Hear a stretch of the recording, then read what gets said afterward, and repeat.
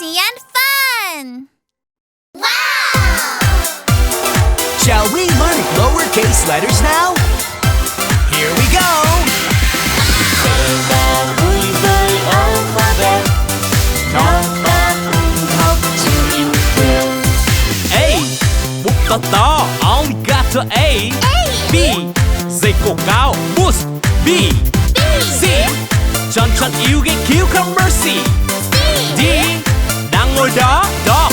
D, E, voi mũi tròn tròn elephant. E, F, nhảy lên cao nào fist. F, G, vòng tròn hai bên glasses. G, H, đứng yên ngó horse. H, I, tôi đây, I am I.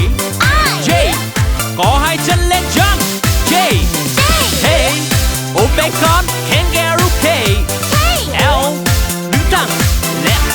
L, M, leo hai núi cao mountain. M, N, móng tròn xinh nail.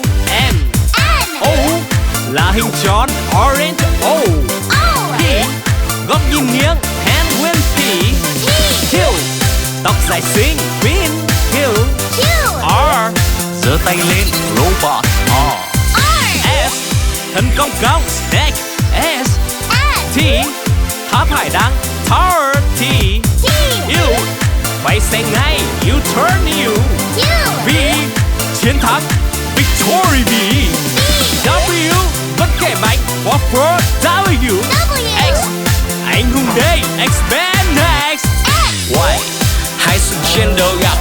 Y, Z, đường xung quanh có zigzag. Z, Ta vui